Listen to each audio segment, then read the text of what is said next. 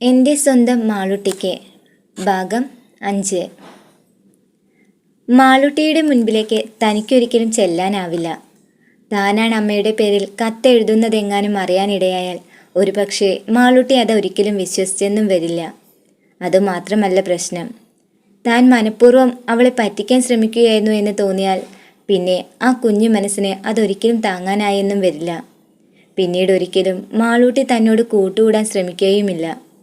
അത് തന്നെ സംബന്ധിച്ചിന്ന് ഒരിക്കലും സഹിക്കാൻ പറ്റാതായി മാറിയിരിക്കുന്നു. കാരണം അവളെ താനിന്ന് അത്രയേറെ സ്നേഹിച്ചു തുടങ്ങിയിരിക്കുന്നു. അവളുടെ സങ്കടങ്ങളും സന്തോഷങ്ങളുമെല്ലാം ഇന്ന് തൻ്റെ കൂടി സ്വന്തമായി മാറിയിരിക്കുകയാണ്. അത്രയേറെ അവളുമായി തനിക്കിന്ന് ആത്മബന്ധം വന്നിരിക്കുന്നു എന്ന് അശ്വതി ഒരു നിമിഷം തിരിച്ചറിയുകയായിരുന്നു. താൻ അശ്വതി ആൻ്റി ആണെന്ന് തിരിച്ചറിയാത്ത വിധത്തിൽ എങ്ങനെയെങ്കിലും അവളെ ഒന്ന് ചെന്ന് കാണണമെന്ന് മാത്രം മനസ്സിൽ തീരുമാനിച്ചുറപ്പിച്ചുകൊണ്ട് മാളുവിന് അവൾ കത്തെഴുതാൻ തുടങ്ങി.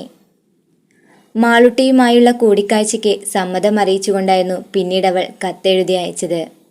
പപ്പയുമായി എല്ലാ ഞായറാഴ്ചയും മാളുട്ടി സമയം ചെലവിടാൻ വരുന്ന ചിൽഡ്രൻസ് പാർക്കിലേക്ക് താനും എത്തിയിരിക്കുമെന്ന വിവരം അവൾ അറിയിച്ചതോടെ മാളുട്ടിയുടെ സന്തോഷം ഒന്നുകൂടി ഇരട്ടിക്കുകയായിരുന്നു.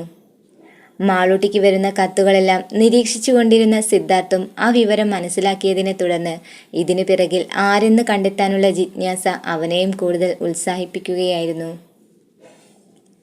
അമ്മയെ നേരിൽ കാണാനുള്ള ആഗ്രഹവും കൊതിയുമായി മാളൂട്ടി ഓരോ ദിവസങ്ങളും തള്ളി നീക്കുമ്പോൾ അതോടൊപ്പം കാത്തിരിപ്പ് തുടർന്നുകൊണ്ട് സിദ്ധുവും അവൾക്കൊപ്പം തന്നെ ഉണ്ടായിരുന്നു.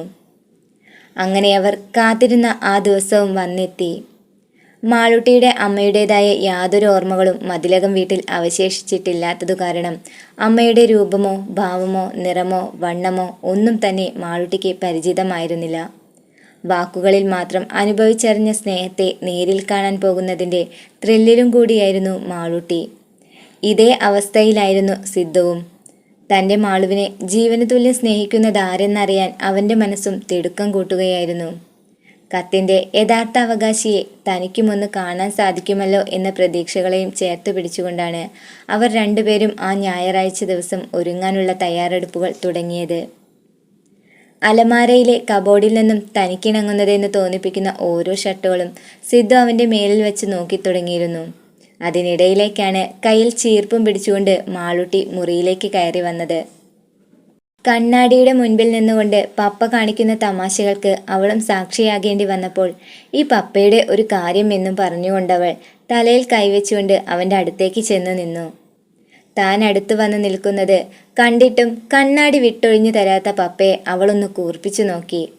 ആ നോട്ടം ഗവനിക്കാത്ത മട്ടിൽ ഷർട്ട് വീണ്ടും ദേഹത്ത് വെച്ച് നോക്കുന്നതിനിടയിലാണ് മാളൂട്ടി അവൻ്റെ മുൻപിലേക്ക് ഇടിച്ചു കയറിയത്. പെട്ടെന്ന് അവൻ പിറകിലേക്കൊന്ന് തെന്നിമാറാനത് കാരണമാവുകയും ചെയ്തു. ആ കാഴ്ച കണ്ട ഉടനെ മാളു ഒന്ന് അടക്കിപ്പിടിച്ച് ചിരിയൊതുക്കാൻ ശ്രമിച്ചു. പിന്നെ അല്ലാതെ, ഞാൻ എത്ര നേരമായി എന്നറിയോ ഈ ചീർപ്പും പിടിച്ച് ഇവിടെ ഇങ്ങനെ നിൽക്കാൻ തുടങ്ങിയിട്ട്. പപ്പയുടെ ഒരുക്കാണച്ച തീരുന്നേയില്ല. ഈ മാളൂട്ടിക്ക് സുന്ദരിയാകണ്ടേ, മുടി ചെയ്യണ്ടേ, ആരാ ഇതൊക്കെ എനിക്ക് ചെയ്തു തരിക? പെട്ടെന്ന് അറിയാതെ സംസാരത്തിനിടയിൽ ആ കിളിക്കൊഞ്ചലിൽ അല്പം സങ്കടം നിഴലിക്കുകയാണെന്ന് തോന്നിയ ഉടനെ സിദ്ധാർത്ഥ് അവളുടെ അടുത്തേക്ക് വന്ന് മുട്ടുകുത്തി നിന്നു. അവളെ തന്നിലേക്ക് അടുപ്പിച്ച് നിർത്തിയ ശേഷം വാക്കുകൾ കൊണ്ടവൻ ആ കുഞ്ഞു മനസ്സിനെ സമാധാനിപ്പിക്കാനായി ശ്രമം തുടങ്ങി. ആരാ പറഞ്ഞത് എൻ്റെ മാളുട്ടിയെ ഒരുക്കാൻ ഇവിടെ ആളില്ലെന്ന്? ദേ നോക്ക്, ഇത്രയും വലിയൊരു പപ്പയുണ്ടല്ലോ മാളുവിനെ ഒരുക്കാനും മുടി ചീകി കെട്ടാനൊക്കെ. എന്താ അതുപോരെ? പപ്പയുടെ ആ ചോദ്യം കേട്ടപ്പോൾ തന്നോളം ഉയരത്തിൽ വന്ന് നിൽക്കുന്ന സിദ്ധുവിനെ അവൾ സ്നേഹത്തോടെ കെട്ടിപ്പിടിച്ച് ഉമ്മ വയ്ക്കാൻ തുടങ്ങി. അവളുടെ സ്നേഹത്തിൽ ആശ്വാസം കൊണ്ട് അവനും ആ മുടിയിൽ തഴുകിക്കൊണ്ട് അല്പസമയം അങ്ങനെ നിന്നുപോയി. പാർക്കിനോരം ചേർത്ത് വണ്ടി നിർത്തിയിട്ട ശേഷം സിദ്ധാർത്ഥും മാളൂട്ടിയും പുറത്തേക്കിറങ്ങി. ഡോറ് തുറന്ന് പുറത്തേക്കിറങ്ങിയ ആവേശത്തോടെ മാളു വേഗം പാർക്കിനകത്തേക്ക് ഓടിക്കയറി. തനിക്ക് വേണ്ടി അമ്മ എവിടെയോ കാത്തിരിക്കുന്നുണ്ടെന്ന വിശ്വാസത്തിൽ അവൾ ഇടവും വലവും തിരിഞ്ഞു നോക്കി അവിടെയെല്ലാം നടപ്പു തുടങ്ങി. തനിച്ചിരിക്കുന്ന ആരെയെങ്കിലും കണ്ടാലുടൻ മാളൂട്ടി അവരുടെ അടുത്തേക്ക് ഓടിച്ചെന്ന് പ്രതീക്ഷയോടെ ഉറ്റുനോക്കും. അത് തൻ്റെ അമ്മയല്ലെന്ന് തിരിച്ചറിയുമ്പോൾ സങ്കടത്തോടെ അവൾ വീണ്ടും തിരച്ചിൽ ആരംഭിക്കാൻ തുടങ്ങുകയും ചെയ്യും.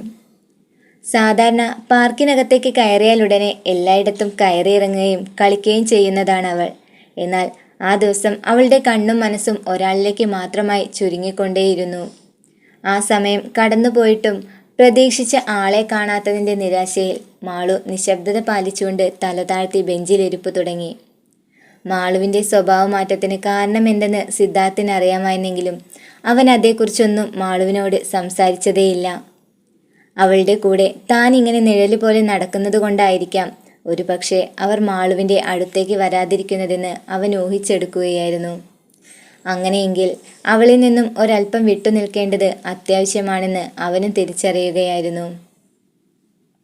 മാളുവിനെ ഒറ്റയ്ക്ക് ബെഞ്ചിലിരുത്തിയ ശേഷം ഫോൺ കോൾ അറ്റൻഡ് ചെയ്യുകയാണെന്ന ഭാവത്തിൽ സിദ്ധാർത്ഥ് കുറച്ചപ്പുറത്തേക്ക് മാറി നിന്ന് വീക്ഷിക്കാൻ തുടങ്ങി. കാത്തിരിപ്പ് ഒരല്പം ബോറിംഗായി തോന്നി തുടങ്ങിയതിനിടയ്ക്കാണ് അവൻ്റെ കണ്ണുകളെ ആശ്ചര്യപ്പെടുത്തിക്കൊണ്ട് പെട്ടെന്ന് മാളുട്ടിയുടെ അടുത്തേക്ക് അവൾ നടന്നു വരുന്നത് അവൻ കണ്ടത്. ഫോൺ ചെവിയിൽ നിന്നും മാറ്റിപ്പിടിച്ചുകൊണ്ട് അവൻ കാണാത്ത വിധത്തിൽ അവിടെ മറഞ്ഞു നിൽക്കാൻ ശ്രമിച്ചു. തല താഴ്ത്തി സങ്കടത്തോടെ ഇരിക്കുന്ന മാളുവിൻ്റെ അടുത്തേക്ക് അന്നേരം അവൾ ചെന്നു നിന്നു. മാളുട്ടി, അവൾ അല്പം പതിഞ്ഞ സ്വരത്തോടെ വിളിച്ചു. ആ ശബ്ദം തനിക്ക് പരിചിതമാണല്ലോ എന്ന ഭാവത്തിൽ അവൾ പെട്ടെന്ന് ആകാംക്ഷയോടെ തലയൊന്ന് ഉയർത്തി നോക്കി. വയലറ്റ് നിറത്തിൽ വെളുത്ത നക്ഷത്രപ്പൂക്കൾ കൊണ്ട് ഡിസൈൻ ചെയ്തെടുത്ത സാരിയും ഉടുത്തുകൊണ്ട് തൻ്റെ മുൻപിൽ വന്നു നിൽക്കുന്നത് ആരെയാണെന്നറിയാൻ മാളുട്ടി ഒന്നുകൂടി സൂക്ഷിച്ചു നോക്കി. മുഖത്ത് വീതിയുള്ള മാസ്ക് അണിഞ്ഞ് തന്നെ മാത്രം നോക്കി നിൽക്കുന്ന ആ കണ്ണുകളിലേക്ക് അവൾ ഇമവെട്ടാതെ സംശയത്തോടെ നോക്കിയിരിക്കുന്നത് കണ്ടപ്പോഴാണ് തന്നെ അവൾക്ക് മനസ്സിലാക്കാൻ സാധിച്ചിട്ടില്ലെന്ന ആശ്വാസത്തിൽ അശ്വതി ഒരു നെടുവീർപ്പിട്ടത്. അതിനുശേഷം ഇടവും വലവും തിരിഞ്ഞവൾ സിദ്ധാർത്ഥിനെ ഒന്ന് പരതി നോക്കി. അവിടെ അടുത്തെങ്ങും സിദ്ധുവിൻ്റെ സാന്നിധ്യമില്ലെന്ന് തിരിച്ചറിഞ്ഞതോടെ അശ്വതി മാളുവിനോടുള്ള സംസാരം വീണ്ടും തുടരാൻ ആഗ്രഹിക്കുകയായിരുന്നു. ബെഞ്ചിലിരിക്കുന്ന അവളെ പൊക്കിയെടുത്തുകൊണ്ട് അശ്വതിക്ക് അഭിമുഖമായി അവൾ നിർത്തിച്ചു. കണ്ണുകളിലെ അമ്പരപ്പ് പൂർണ്ണമായും വിട്ടുമാറാതെ മാളുട്ടി അപ്പോഴും അവളെ തന്നെ ഉറ്റുനോക്കുകയായിരുന്നു. മാളുട്ടിക്ക് എന്നെ മനസ്സിലായോ? എന്നൊരർത്ഥത്തിൽ അവൾ പതിയെ തലയാട്ടി കൊടുത്തു. എന്നാ പറ, കേൾക്കട്ടെ ഞാൻ ആരാണെന്ന്. അശ്വതി ഉത്കണ്ഠയുടെ കാതുകൾ കൂർപ്പിച്ച് അവൾക്ക് മുൻപിൽ നിൽക്കുമ്പോൾ ആ കുഞ്ഞു ശബ്ദം പുറത്തേക്കെടുക്കാൻ സാധിക്കാത്ത സങ്കടത്തോടെ അവൾ വിളിച്ചു പറഞ്ഞു, അമ്മ. അപ്പോഴേക്കും സങ്കടം മുറിഞ്ഞു പോയതുപോലെ ആ കണ്ണുകളിൽ നിന്നും കണ്ണുനീർ ഒലിച്ചിറങ്ങി വരാൻ തുടങ്ങിയിരുന്നു. ആ കാഴ്ച കണ്ടു നിൽക്കാൻ കഴിയാതെ അശ്വതി അവളെ തൻ്റെ മാറോട് ചേർത്തു പിടിച്ചപ്പോൾ അമ്മയെ എന്ന് നീട്ടി വിളിച്ചുകൊണ്ട് ആ മൃദുലമാർന്ന കൈകൾ അവളെയും ചേർത്തണച്ചു. പരിസരം പോലും മറന്നുകൊണ്ട് അവർ കുറച്ചു സമയം അറിയാതെ അങ്ങനെ നിന്നു പോവുകയായിരുന്നു. ഒരു തേങ്ങലോടെ അവൾ പരിഭവങ്ങൾ ഓരോന്നും പറഞ്ഞു തീർക്കുമ്പോൾ അവളെ സാന്ത്വനിപ്പിക്കാൻ വാക്കുകൾ തികയാതെ അശ്വതിയും വിഷമിച്ചു പോയി. ഇത്രയും നേരമായിട്ടും അമ്മ വരഞ്ഞപ്പോൾ മാളുട്ടിക്ക് ഒത്തിരി സങ്കടമായി. എന്നെ അമ്മ വീണ്ടും പറ്റിച്ചു എന്ന് വിചാരിച്ചു ഈ മാളുട്ടി. ഇനി അമ്മ എന്നെ വിട്ട് എങ്ങോട്ടും പോകില്ലല്ലോ. മാളുട്ടിയെ കുളിപ്പിക്കാനും ഉടുപ്പിടിക്കാനും ചോറ് വാരിത്തരാനും ഒക്കെ അമ്മ എൻ്റെ കൂടെ തന്നെ വേണം. അമ്മയെ കെട്ടിപ്പിടിച്ച് മാളുട്ടിക്ക് കുറേ നേരം കിടക്കണം. പപ്പയുടെയും അമ്മയുടെയും കൈപ്പിടിച്ച് ഈ മാളുട്ടിക്ക് കുറേ ദൂരം നടക്കണം. ഇനി എന്നെ വിട്ടിട്ട് എവിടേക്കും പോവില്ലെന്ന് പറ അമ്മ, പ്ലീസ്. അടർന്നു വീഴുന്ന കണ്ണുനീർ തുള്ളികൾക്കിടയിലൂടെ മന്ത്രിച്ചു കൊണ്ടിരിക്കുന്ന ആ തത്തമ്മ ചുണ്ടുകളെ നിശബ്ദമാക്കാൻ അശ്വതി പാടുപെടുകയായിരുന്നു അന്നേരം. ചുവന്നു തുടുത്ത ആ മുഖത്തെ തൻ്റെ കൈക്കുമ്പിളിലേക്ക് ചേർത്ത് പിടിച്ചുകൊണ്ടവൾ ഒരു നേർത്ത ചുംബനം നൽകി. പതിയെ അവളെ ആശ്വസിപ്പിക്കാൻ ശ്രമിച്ചു. മാളുട്ടി ഇനിയും ഇങ്ങനെ കരഞ്ഞാൽ ഈ അമ്മയ്ക്കും അത് ഒത്തിരി സങ്കടാവൂട്ടോ. ഇപ്പോൾ അമ്മയ്ക്ക് മാളുട്ടിയുടെ കൂടെ വരാൻ ഒരിക്കലും സാധിക്കില്ല. പക്ഷേ ഒരു ദിവസം അമ്മ മാളുവിൻ്റെ അടുത്തേക്ക് വരും. പിന്നീട് ഒരിക്കലും മോളെ വിട്ട് ഈ അമ്മ എങ്ങോട്ടും പോകില്ല. അതുവരെ മാളുട്ടി കുറുമ്പൊന്നും കാണിക്കാതെ പപ്പയുടെ കൂടെ സന്തോഷമായി തന്നെ കഴിയണം. ഇതുപോലെ മാളുട്ടിക്ക് അമ്മയെ കാണണമെന്ന് തോന്നുമ്പോഴൊക്കെ അമ്മ ഇങ്ങനെ വന്ന് മാളുട്ടിയുടെ അടുത്ത് തന്നെ പറ്റിച്ചേർന്നിരിക്കാം. എന്താ അതുപോലെ എൻ്റെ മാളുവിനെ? പക്ഷേ ഇപ്പോഴും ഈ മാളു അമ്മയെ ശരിക്കും കണ്ടില്ലല്ലോ. അവളുടെ ആ ചോദ്യത്തിന് മുൻപിൽ അശ്വതി പെട്ടെന്നൊന്ന് പതറി. എന്തു മറുപടി പറയണമെന്നറിയാതെ അവൾ ഒരു നിമിഷം നിശ്ചലയായി നിന്നു. ഇനിയും കൂടുതൽ സമയം ഇവിടെ നിന്നു കഴിഞ്ഞാൽ ഒരു പക്ഷേ മാളു തന്നെക്കുറിച്ചെല്ലാം അറിയാനിടയാകുമെന്നവൾ ഭയന്നു പോവുകയായിരുന്നു. അതിനിടയ്ക്ക് മാളു വീണ്ടും അവളോട് സംസാരിക്കാൻ തുടങ്ങി. അമ്മയ്ക്ക് അശ്വതി ആൻറ്റിയുടെ അതേ മണ. വീണ്ടും ഒരു ഞെട്ടലോടെ അശ്വതി അവളുടെ മുഖത്തേക്കൊന്ന് നോക്കി. അശ്വതിയോ? അതാരാ? അവൾ ഒന്നും അറിയാത്തതുപോലൊരു ഭാവത്തിൽ അവളുടെ മുൻപിൽ അങ്ങനെ നിന്നു. അശ്വതി ആൻറ്റിയാ അമ്മ എഴുതുന്ന കത്തുകളൊക്കെ എനിക്ക് കൊണ്ടു തരാറുള്ളത്. ആൻറ്റിയും ഞാനും നല്ല കൂട്ടാണ് അമ്മ. അമ്മയെ കെട്ടിപ്പിടിച്ചപ്പോൾ ആൻറ്റിയെ കെട്ടിപ്പിടിക്കുന്നത് പോലെയാ എനിക്ക് തോന്നിയത്. ആൻറ്റി ഒരു പാവമാ.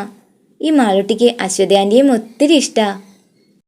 കളങ്കമില്ലാത്ത മനസ്സിൽ നിന്നും പുറത്തേക്ക് വന്ന വാക്കുകൾക്ക് മുൻപിൽ മൗനമായി നോക്കി നിൽക്കാനേ അശ്വതിക്ക് അന്നേരം സാധിച്ചുള്ളൂ.